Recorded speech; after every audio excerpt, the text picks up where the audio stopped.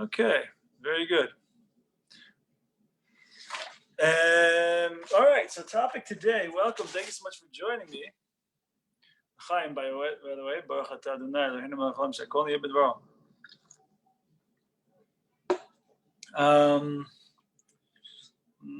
Hold on a second.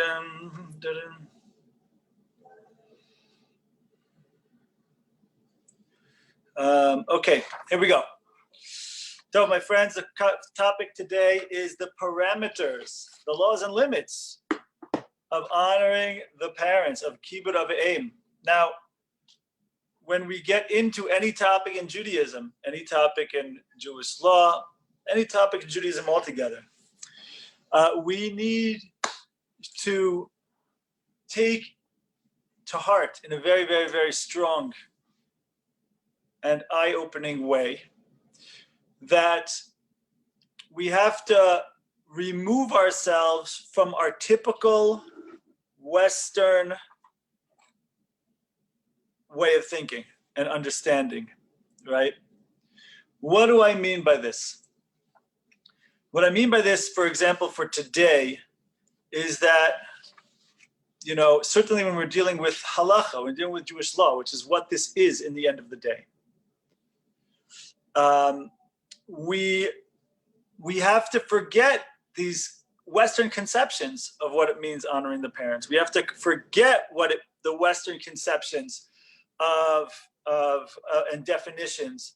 Not that everything is wrong, but what we have to understand is we have to look at this fresh and say, okay, when Judaism says, when the Torah says, when Judaism says to honor the parents, what does this mean according to Judaism? What are the parameters upon us? What is this perspective we're supposed to take, and what are the actions we're supposed to do that qualify and quantify what we mean by honoring the parents? And by the way, as we go ahead and define that and refine that and clarify that, we're also going to be able to take note of what honoring the parents isn't, right? Because also, it's, as we're going to go through it, you will find that a lot of what we usually consider honoring the parents from our Western perspective isn't actually what Judaism is talking about in terms of honoring the parents.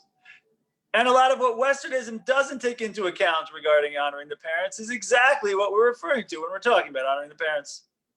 So it should be quite interesting to pay attention. Now, where else do we see an example of this? All over Judaism, right? When it comes to Shabbat, there's the idea that you're supposed to rest on Shabbat. Well, what does rest mean, right? We have to understand that. We have to understand that Jewishly, because people think, okay, look, I guess it just means don't do anything that I don't like to do. But I have no problem flipping on and off a light switch. I enjoy watching TV, so hey, I guess that's something that should be allowed. And then we start criticizing Shabbat and saying, well, this is really stupid. Shabbat is all about R&R, rest and relaxation. And don't they get that this is what is relaxing for me? It's like, no, because you don't know what Shabbat has to say. You don't know what Shabbat's all about. Right? The idea that we're not supposed to do melacha on Shabbat. What does melacha mean? So a lot of times we take the short way out. We just say, okay, it means work. Doesn't mean work the way you mean work in English, right? It doesn't actually mean that. We have to understand what Judaism meant by these things, by these terms. And so same thing over here, as we get into the conversation about honoring the parents, we want to understand very, very clearly, what do we mean by this? Where does it apply? Where doesn't it apply? What are we referring to? What are we not referring to? So that we can actually live like Jews, as opposed to like Time magazine Jews. You know what I mean? Like, oh, I heard this about that and that about this, and here's a nice picture, and let's eat bagels and lox and call it a day, right? That's not what we're looking for. We're looking for actually what Judaism has to say. So with that introduction, and of course, at any time, feel free to chime in, thoughts, questions, ideas, whatever you'd like. Feel free to chat it up in the chat. Should be open and available for you. And we'll get this party started. Now, interestingly, today, we're going to play it a little bit differently than usual. Usual is just me, talking to you through the camera, and that's all fun. And once in a while, some of you actually, even on video, I can feel like I'm actually talking to another human being, which is awesome. Not today, of course. But anyway, today we're going to have some source sheets as well. So Vivian, or shall I say Michael Ben Melech, are you able to pop up the source sheets that we're going to be learning off of today? And my friends, by the way, if you can't look, if you're driving, or if you're really sneaking in this class at work, and you can't look, and that's totally fine. I'm going to read it out, and you can look along if you want to, if you can. If not, if it's too small to be able to see it, actually, as I'm looking through here through my iPhone 6. You're welcome to, you can just listen to me. I'm going to read through it. Don't worry, I don't need to actually see it on there. I actually have a paper printout of it, so I'm good. All right, here we go. So let's first we're going to look at the biblical commandments, the biblical verses that talk about honoring the parents, and then we're going to get into the bottom line Jewish law. Okay? Okay, so here we go. One verse that we look at for honoring the parents can be seen on the left side of the page, where it says, Kaved et avicha ve'et imecha. Honor your father and your mother. Okay? However, there's also, and that's the verse most people are familiar with, right? However, there's also actually another verse that's in the same ballpark as honoring the parents, as that verse that we just saw.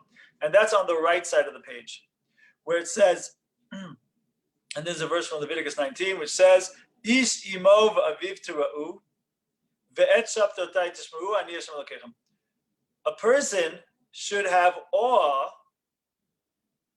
A-W-E, of his mother and his father, of his or her mother, his or her father. And keep my Sabbaths, I am Hashem your God. We'll see if we get to why Shabbat is thrown in there. I think we will talk about that actually. But there's a couple of things we have to talk about here. Recognize that two different words are used. There's the word kaved et avicha ve'et imecha. Kaved means to, usually we translate that in English as honor. And ishimo ve'aviv tira'u, have awe. Some people even translate it as fear, but better is awe, have awe of the parents. Also, interestingly enough, you find that when it's talking about honor, it mentions the father before the mother. And when it talks about awe, it mentions the mother before the father. My friends, does the Torah, does the Bible, does the good book do anything randomly and by accident?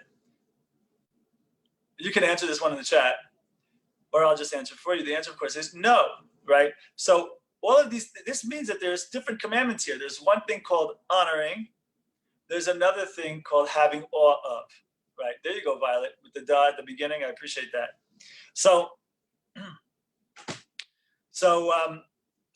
now what we're going to do, if you look on this page, if you can see the page that's in front of you, and again, you don't need to, I'm going to read everything out.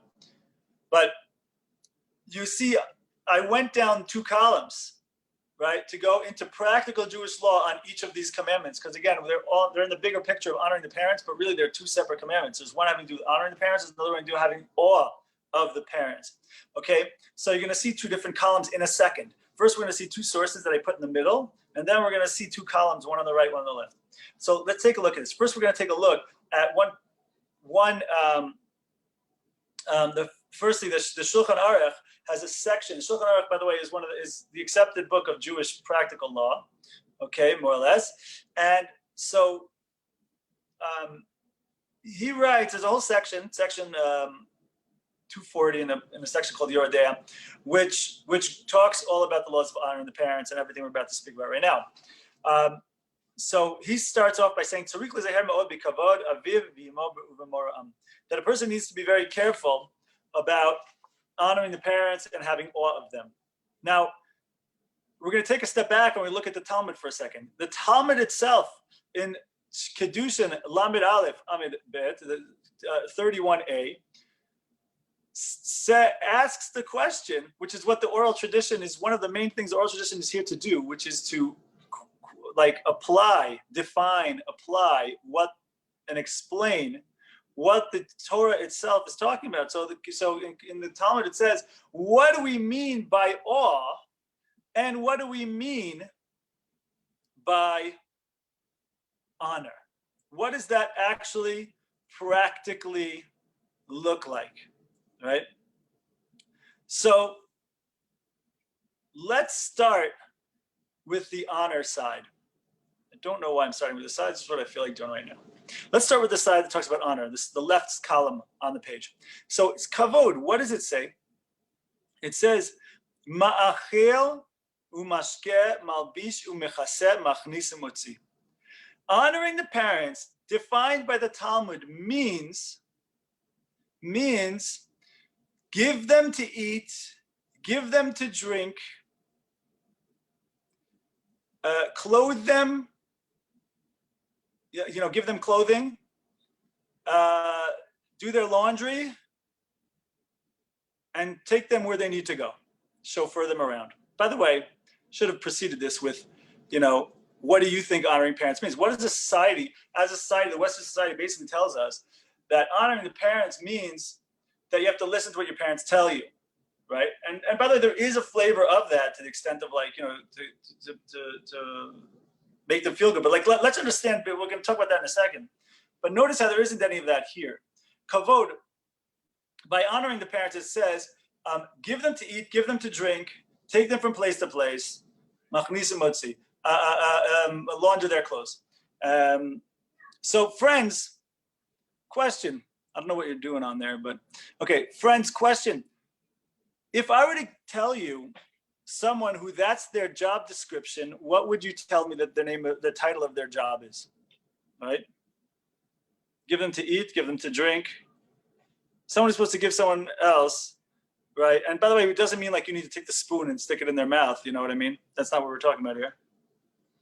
Right? So clearly you think like what this describes is like a butler, this is what we mean by honoring the parents according to the Torah, is to do services for them, right? To do services for them, to make their life easier, to do acts of kindness for them, right? But just not like acts of kindness like you'll do to anybody else, but in particular, there's a specific responsibility for a person to go ahead and to do this. So it's acts of service, right? By the way, let's look at the other side. Mora. What does it mean to have awe?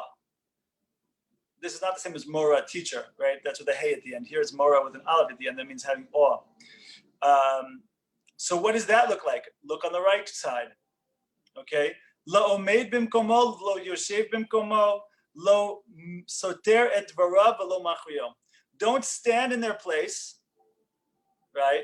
If they have a particular place that they stand, whether it be in the house, whether it be in a synagogue, something like that. Don't stand in their place. Don't sit in their place. If the father or the mother has a specific seat, that's their seat. Don't sit in their seat. Lo soter et dvarav, don't contradict their words. There's one exception to this we'll talk about. But lo soter et dvarav, don't contradict their words. Velo makuyo, and don't agree with them either. Usually people are surprised to hear that one. Like, what do you mean don't agree with them? Isn't that a good thing? I agree with them. Well, let's go into that a little bit. Imagine there is your pops is having a conversation with someone else and on topic of politics or what have you. And they're going, the father is going back and forth with this other guy. And you say, and there you are standing, you're watching the back and forth.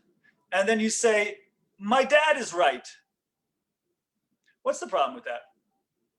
Someone write it in on the chat. Do me a favor. There you go. Someone put it right there. Who's that? Vivian. The answer is, what's the problem with that is who the heck are you? Right? You make yourself, when you come and show, and you go ahead and come in and say, and your father and somebody else having a disagreement, and you come in there and say, my dad is right. You are making yourself at the very least equal to and on the same level. If not, even more so, you're making yourself like you are the judge and you are the defining, the defining voice here. That you come in and you make yourself ultimately above your father and the other person. Right, so it's like, let me give you a good example. Imagine you have the two of the top scientists of the time. Imagine you have Albert Einstein and somebody else of his caliber at the time, and they're going back and forth having a disagreement about something in the world of physics, and there's Eli Deutsch, and he's standing on the side, he's watching Albert and this guy go back and forth, and then Eli Deutsch says, Albert's right. They both look at me and say, who the heck are you? Who the heck are you to have an opinion in this conversation? So the same thing is true here. And that what that means is what we're learning. What does it mean? What does it look like to fulfill the biblical commandment of having awe of the parents? Let's look through them again, right? What did it say? It said, don't stand in their place, don't sit in their place, don't contradict their words, and don't agree with them either. What does that mean to say? It means to say you're putting them on up a notch. You're putting them a level above. You're putting them on a pedestal. There you go. You said it before me. There you go. That's what we mean. Matter of fact, this is what it says in the next line. In the next line down, where I quoted the Shulchan Aruch. If you look down on the right side, down from where we were before,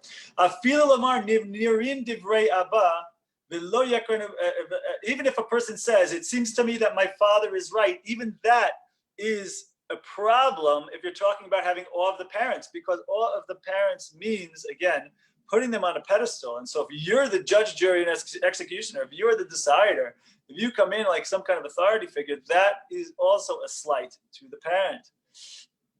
And it also goes on to add a few more things. Velo yakrenu bishmo, don't call them by their name. Lo b'chayav velo b'moto, well, whether they're alive or whether after they're alive, right? What does this mean to say? What's the problem? What's the problem with all of these things? What's the problem with standing in the same place? What's the problem with sitting in their seat? What's the problem with saying, yeah, my dad's right? What's the problem with calling them by their first name, right? Well, the Beit Yosef, who's actually the same author as the Shulchan Aruch, on the next line down on the right column, he'll tell you, because it seems through all of these things, it makes it appear as if this person is equating himself with his parent. And that goes against what this commandment is all about. What this commandment of having awe of the parents is all about, it's all about putting the parents up a notch, treating them in that way. Now, some people will be like, well, hold on a second. What if they don't deserve it? Right? What if they don't deserve it? Good. I'm glad you asked. That's the next source. Look down, bottom source on the bottom right. And Heichan Marom, to what extent do we have to be involved with putting the parents up a notch? To what extent are we supposed to treat them in this awesome, lofty way? So the Shulchan Aruch gives us an example. He says, imagine the son was like the president of the synagogue, you know? He's sitting all the way up there in front of everyone's view.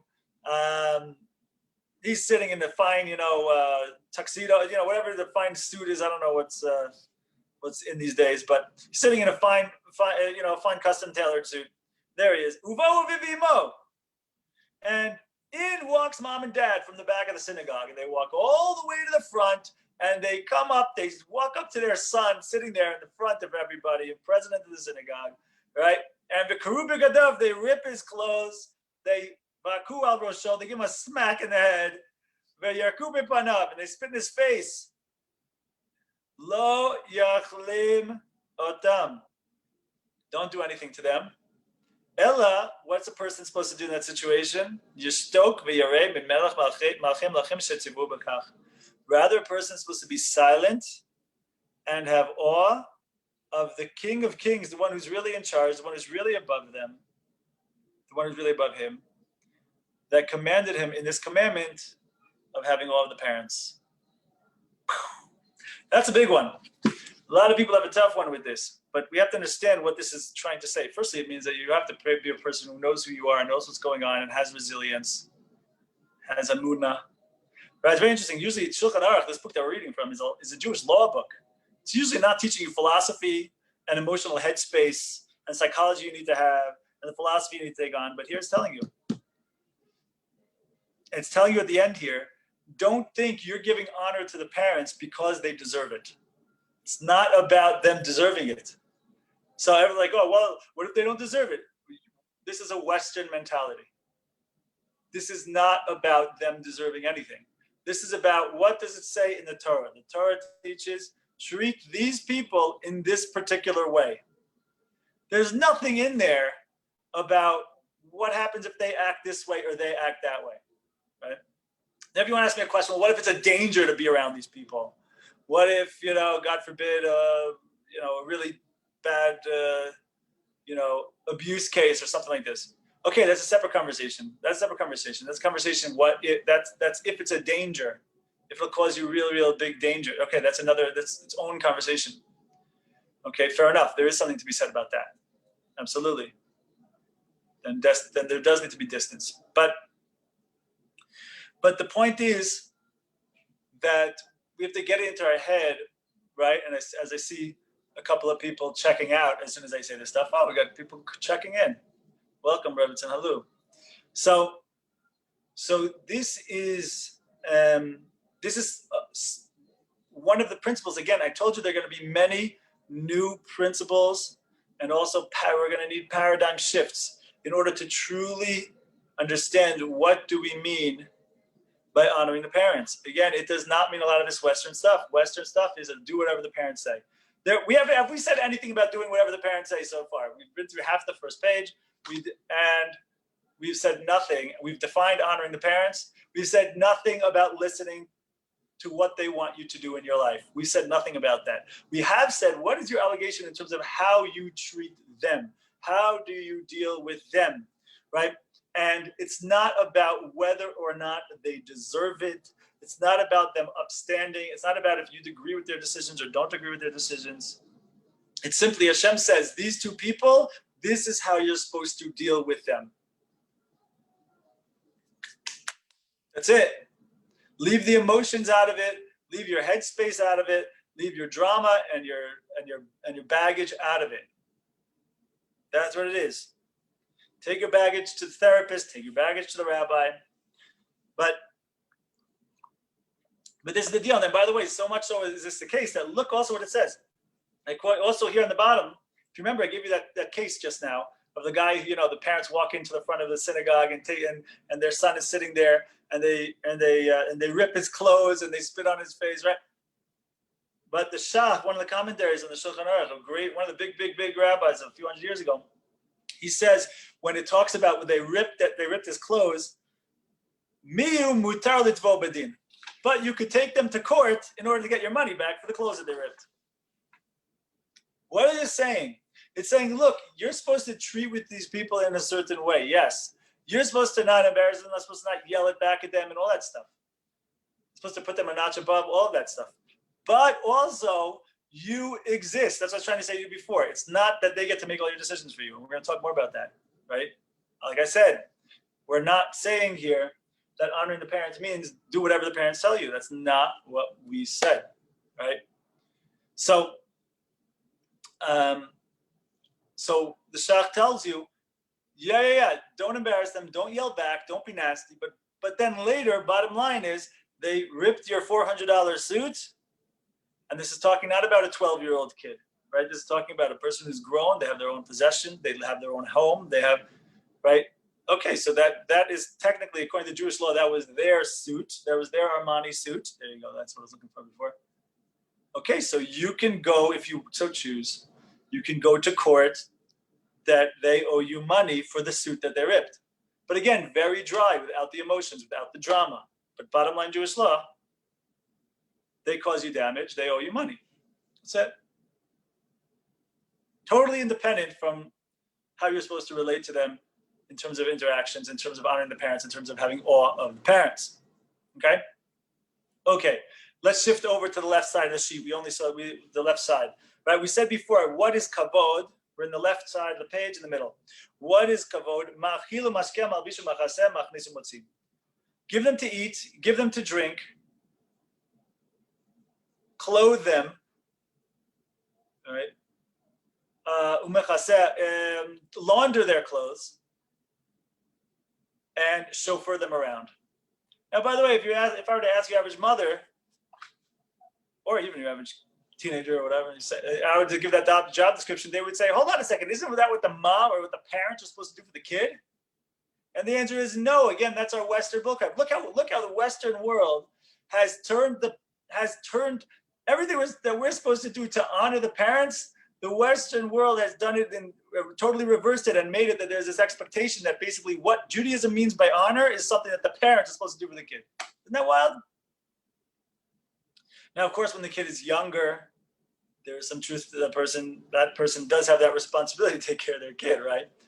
But we're supposed to understand this is what we mean by honoring the parents, is doing services for the parents.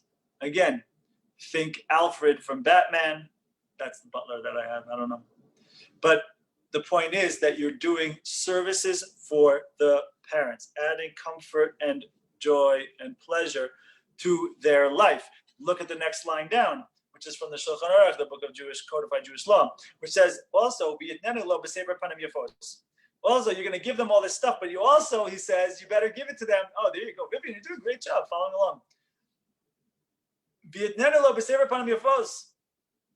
And you got to give it to them. Whatever you're giving to them, you got to give them with a happy face. Give them with a smiling countenance. Why?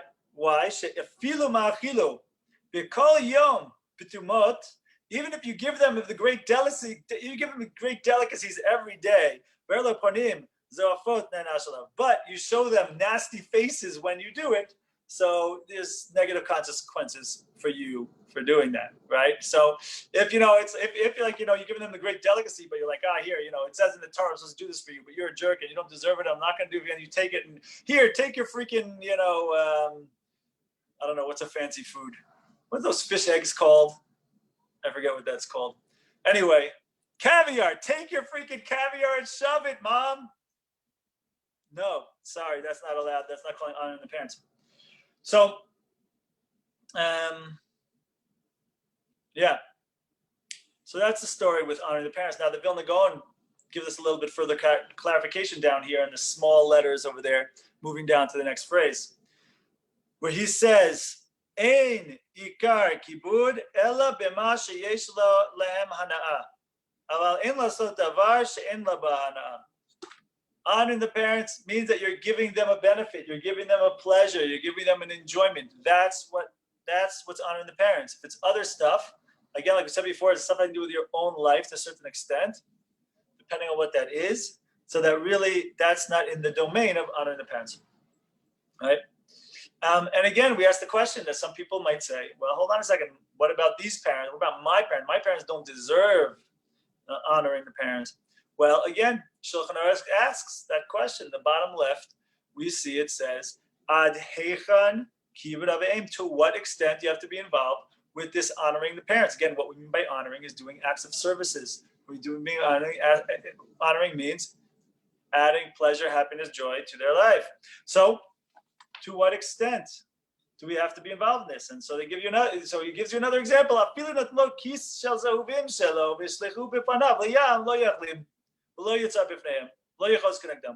Even if there you are walking on the beach, and there you have your pouch of gold coins, because of course that's what you have. And there your parents, they come along, they say, "Hey, this is your gold coins," whoo, and they throw it into the Atlantic. So there also, you cannot cause them pain due to that. You cannot get angry due to that. Ella yekabel gezerat hakatuv v'yishtok. Rather, accept upon yourself the decree of the verse to honor the parents and be silent.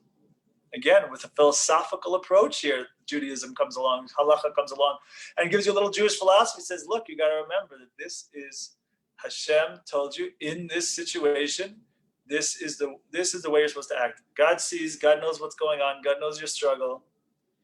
And this is how we live a meaningful life and a God-inspired and infused life. By stepping into the reality of the moment and not fighting the situation. It should be this way, they should be that way. You say, hold on, this is the reality Hashem put me in. Okay, what am I supposed to do according to Judaism in this reality, in the situation? Oh, okay, so I'm going to go ahead and do that. And I'll live with God in my life in a real way. This goes for, of course, parent relationship. This goes for relationship with spouse. This goes for relationship with people. This goes for relationship with your boss. This goes for your relationship with the waiter that spilled the thing on you. This goes, of course, relationship with the kids. Right? So this is a tough one. And perhaps this is also why. The Talmud says, some of you won't like this probably, but I'll say it anyway. The Talmud says that lucky is the one, or happy is the one, whose parents are no longer with them. Parents have passed away. Right? I forget if that's right. Is that the right? I forget exactly how it's said, but they said that there's a certain advantage to that in the sense of honoring the parents, in the sense of this law, because this law is a very difficult law to truly uphold and do properly. And so when a person doesn't have that law as much, being a challenge in their life, so they're absolved of that kind of test. So I don't know if the word is happy or lucky. I don't know if those were the right words that were used, but there was something advantageous. Okay, who's with me so far? We're on to the next page over here, by the way, Vivian. Who's with me so far? Questions, thoughts, ideas as we switch the page?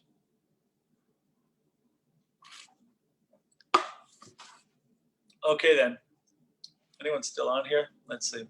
Oh, we got some people. There we go. We got some people actually on video. Holy cow. I'm not speaking to myself. Okay. So back to the pages. Vivian, what's going on here? We're going to switch the page? There you go.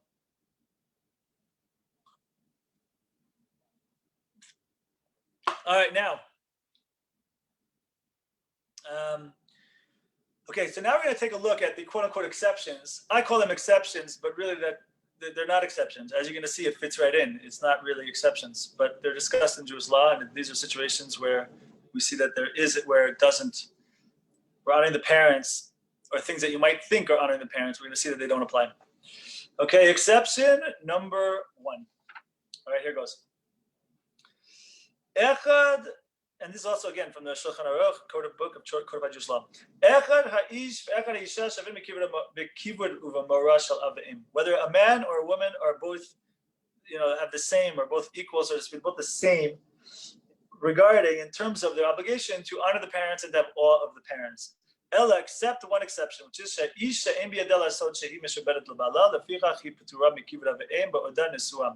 except for a married woman, that a married woman is not obligated in honoring the parents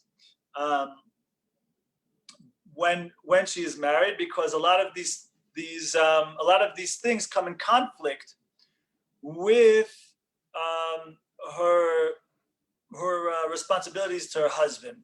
Okay, so in those cases, in order that in that specific situation, what's it called? In that specific situation, so then she wouldn't, the point is her first priority in those situations is to the husband if there's a conflict with the father versus the husband. If there's a situation of like one needs to take precedence. Now, lefichach hi ptura mikibra be'em ba'oda nisua. Ve'im nisgarsha nitalma chayevet. But if she gets divorced or if she becomes a widow, so then she goes back to being responsible to honoring the parents. Now, also here on the left side of the page here, I also add that commentary again. The Shach comes in and he says, that he says that it seems that if a husband isn't like overbearing or particular about the different this stuff, so then she would be responsible to be involved with honoring her parents, even if she's married, to the extent possible.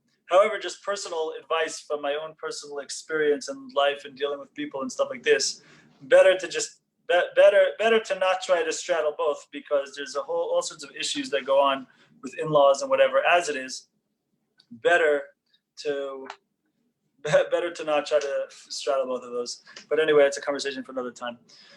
Number 2. Don't try this at home. Yeah, exactly. Number 2 is what the Ramah says. The Ramah, Rabbi Moshe Isserlis, interesting story, but he comments. He also happens to be my great grandpa, and he said like this: when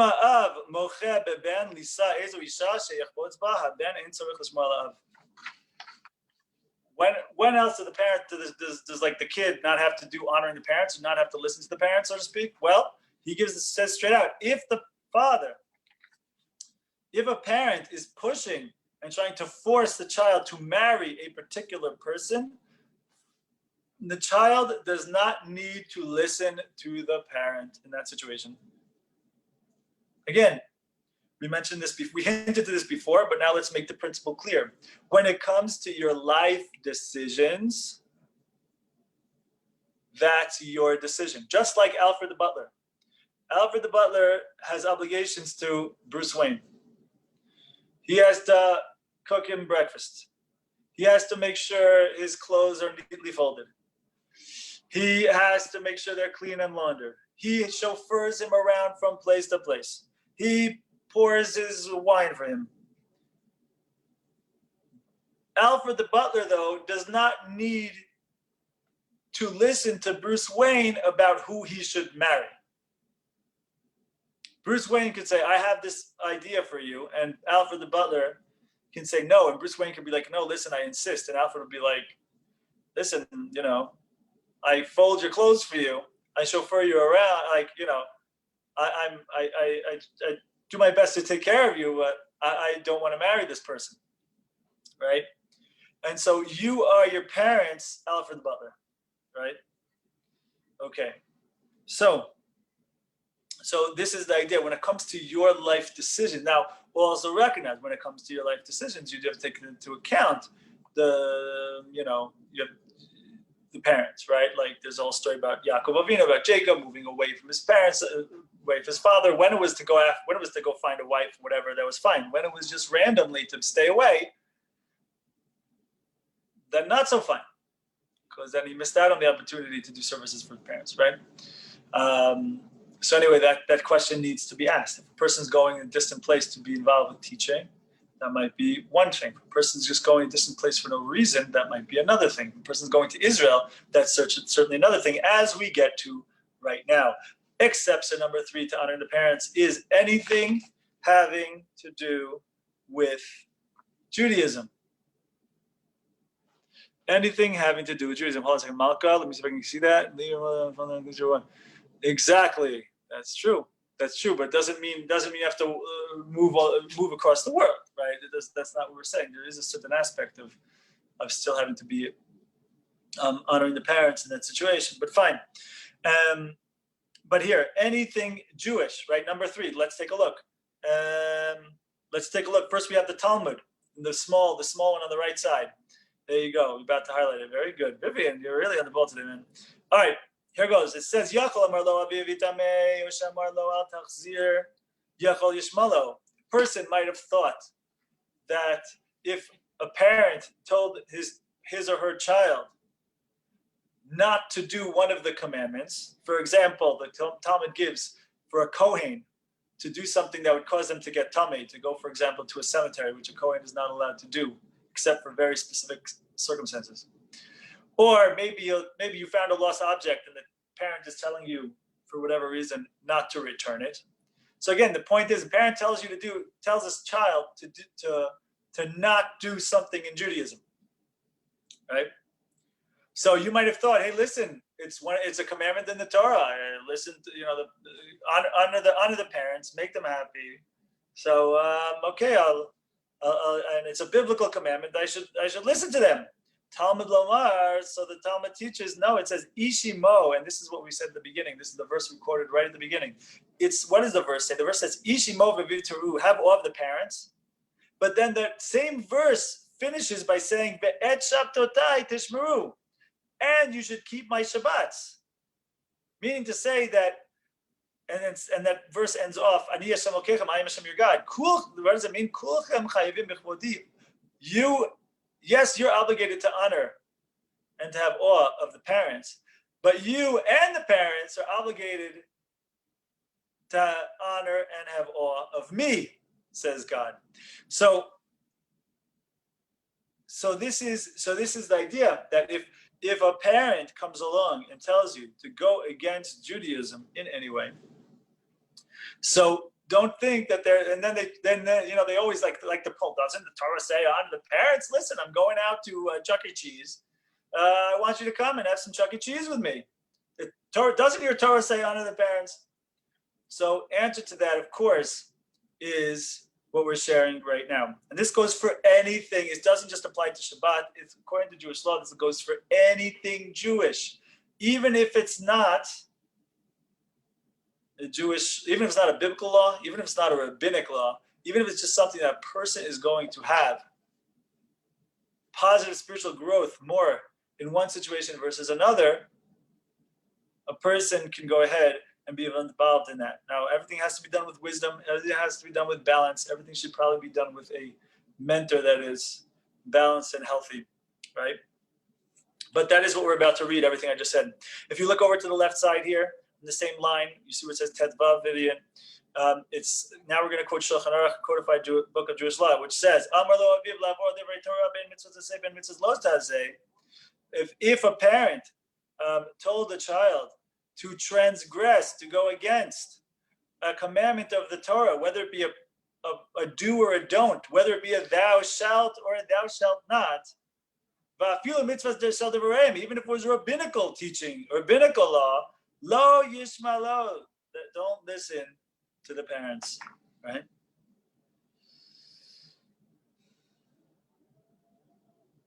So we're going to skip the next few because it's too confusing for now. And we're going to make this point that I just shared all the way down to the bottom source, not the smallest of letters there, but the big letters on the bottom source. Okay, where it says if Chavhei combo of 2 and 3. Okay, take a look at this. It says Talmid sherotze lelechet l'makom acher shu boteach sheyira siman bracha b'talmido. If you have a student, and obviously, by the way, my friends, this means a student of Torah, someone studying Torah. This does not mean university, obviously, right? Okay, fine. A student that wants to go to a distant place, because over there, the yeshiva or the rabbi or whatever that he wants to study by there, because he's sure, and there's actually also commentary that says, of course, he can't be sure, so it means that he thinks he's going to see more blessing from his learning. He's going to see more like his learning is going to be better, or at a certain dimension by learning in this distant place instead of this closed place. And the parent is against it doing this. The parent's against the kid going there. And why, by the way, is the parents against the kid going there? It goes even further. Not just the parents against it for whatever reason. No, even because he's concerned that over there you have the idolaters, the people of the town, the people of the area are more rowdy. They're not necessarily so friendly with the Jews. A person does not need to listen to the parents when it comes to this thing. Right? Again, we have to be very clear what Judaism is saying, honoring the parents means. We have to be very clear what Judaism is saying, having awe of the parents means.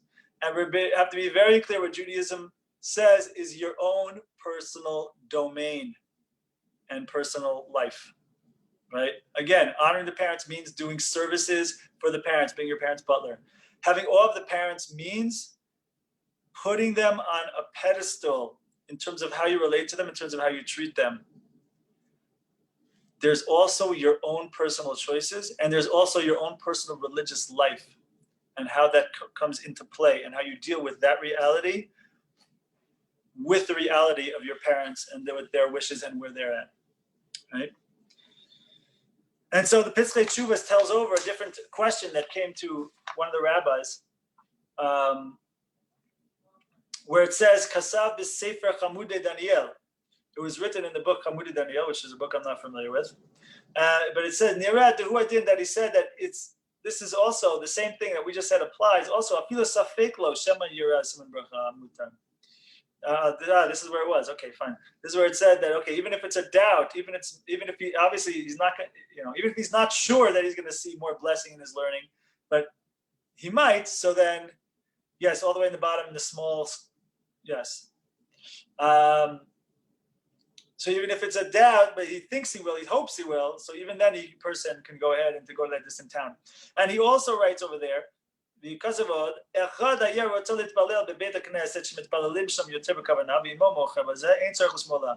if a person wants to go to a different synagogue, because in that synagogue he thinks he's going to be able to have better concentration, better intent, better quality of prayers. And for some reason, the mother doesn't want him to go there. It doesn't share why in here, but whatever reason, the mother didn't want him to go there. Still, he doesn't have to listen to her when it comes to this. That's what it says, right? So again, right, this is what we're talking about. We're talking about honoring the parents. It's so important because we really need to internalize these messages and these understandings, because that opens the door to where our lines are. We don't lose ourselves in the whole honoring the parents thing. And then also that we don't disregard the honoring the parents things, right? Some people ask, well, hold on a second. You're saying I should make my mom scrambled eggs in the morning. What if my mom likes to cook for me, right? I always get that one, right? Okay. So, of course, firstly, I think your mom will be very happy and very pleasantly surprised if you go ahead and actually cook for her. That's number one. Number two is, okay, in those times, once you've established a reality where you're giving to her, so then fine, also to be receiving those times. And when you're receiving, there should be a certain place within you that feels that like, I'm really supposed to be giving to her. And that there's a part in you that you're receiving for the purpose of her enjoyment. You're receiving for the purpose because that's what she wants. Like that's the place that you're supposed to come to it from, right? So it means being very conscious and to be very real about it. Okay. Now there are other questions that are often asked, but I want to leave it open for you guys. Okay, let's do a couple of them actually. So in-laws, are you supposed to honor the in-laws? Well, firstly, we said before about a married woman or whatever not having to be involved with honoring the parents in the same way. Certainly not to sit in their seat or anything like that, right? That's clear. But like certain other services and stuff like this. But in terms of, for the guy, right, in terms of honoring the in-laws, yes, all of this stuff that we just said applies to in-laws as well, and applies to grandparents as well. Grandparents going all the way up, grandparents, great-grandparents all the way up as far as we got, but also to in-laws as well, that's true. And then I guess to the parents of the in-laws as well. Also, by the way, this also applies, what about step-parents? Yes, this also applies to step-parents, not because the step-parents are supposed to be honored, but because part of you honoring your parent is to also give honor to the person who they are married to. Right? Which, by the way, also means if they at some point become not married, or if God forbid the parent dies, this aspect of honoring the parents no longer applies. Do not have to give this kind of this honor to the step parents anymore. What about a person who has a non-Jew? What about a Jew who has a non-Jewish father? Or what about a convert whose parents are,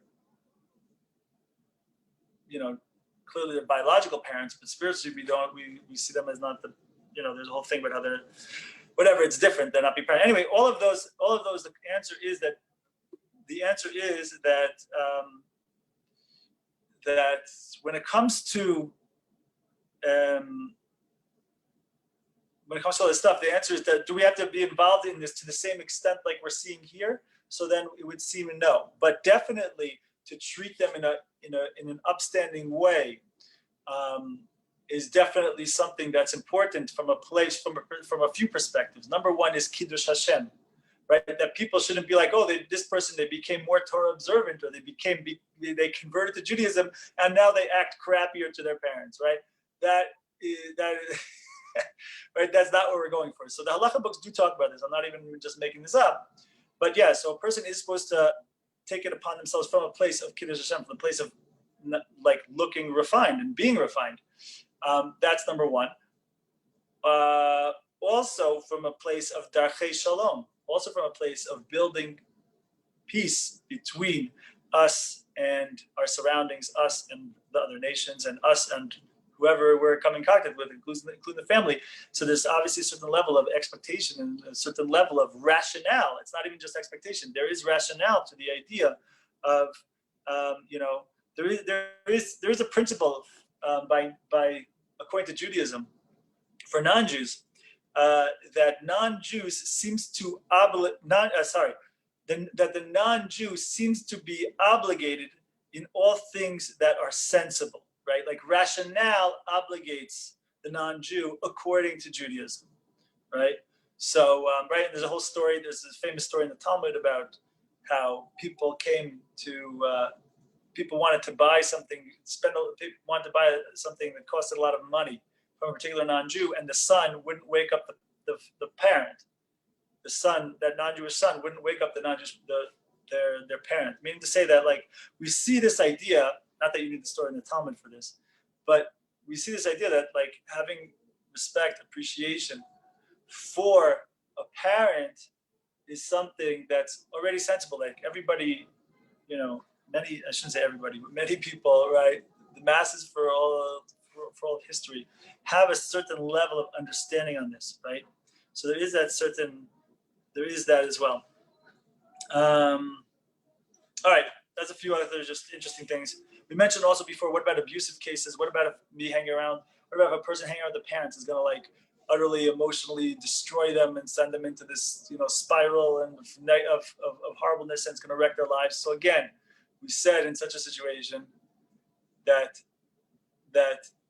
if that level of damage is going to be caused, so then, put some space there. But we have to be very careful about that. And the truth is, most of that means that really we need to do the work on ourselves to become people who can contain whatever it was and heal from whatever it was that happened in the past. Now, of course, that's very different for other people, because, like, you understand, there are extreme cases where, of course, don't ever see the parents again. That does exist. But then there's also the cases of, like, many people in our times where it's like, everybody's offended by everything and hurt and traumatized by everything. And just like, okay, we need to build a little bit of resilience and get healthy and be able to deal with things that have been painful for us, Not everything means that, like, everyone is 100% awful and need to be avoided for all eternity. And, so anyway, any of these things need to be dealt with in terms of what is the reality of the situation, what is the reality of the person in that situation. But so for that, that's already personal conversations. But anyway, those are some principles, at least, of honoring the parents, understanding what it is, understanding what it means, what it looks like, and what it is, what it isn't. Questions, thoughts, ideas before we call it here?